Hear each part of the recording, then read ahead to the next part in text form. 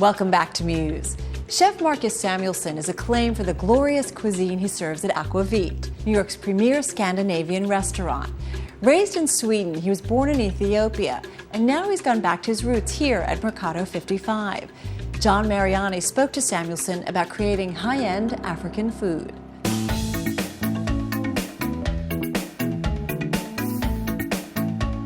Throughout the whole continent, food has a completely different starting point and meaning. It's very much tied to culture, it's very much tied to religion and different celebrations around that. Where here we're very much focused maybe on the protein, there it could be spice focused, or what we call side dishes here, but there it could be staple dishes. So I think the food is fantastic, and if you're going to come with a new restaurant in New York, it better be something new to add to this already crowded food map, and Merketo is that. The word Merketo is an Italian word, and the biggest food market in Africa is in Addis Ababa, and it's called Merketo. Do you think Americans at this point are more receptive to exotic flavors, and more specifically New Yorkers? I think Americans are the most receptive people in the world.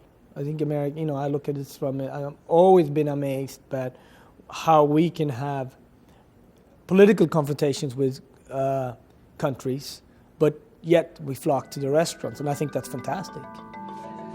Americans are very open-minded when it comes to food. If it's good, if it's value for money, Americans will come. When I came here, Pan-Asian cooking was completely abstract. Nobody knew what Pan-Asian was. Today it's a matter of, is it with sushi or not sushi? So I think maybe 15 years from now, Pan-African might be in the same level.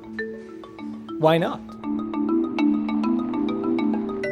Why are you here in the meat market district, which is a very hip and trendy area for restaurants to open? Picking the meat packing was also wanted to be part of fun dining, and having a large enough space that you can do several type of dining experience. Just being down here almost as in a pub, very intimate. Being part of a grander experience upstairs when you entertain maybe 6 to 8 to 10 clients. So being able to do that and shift that an African restaurant does not have to be a soul food restaurant or a mom and pop restaurant, no. Tell me a little bit about the menu itself. How is it broken down? I wanted to show the simplest food as it shows in the Kadoga bar, in the small plate bar menu, where we have green boiled peanuts to more complex warmed lamb tartare, to tripe, to falafel, for example. That's all African street food. That's all available throughout the continent. Or if you want to have a rack of lamb, just like you have a rack of lamb in another restaurant, but the way we approach it with our Berber spice blend is that makes it a Merketo dish. Sometimes we took straight dishes out of the continent, like our dorawat, our chicken in a pot.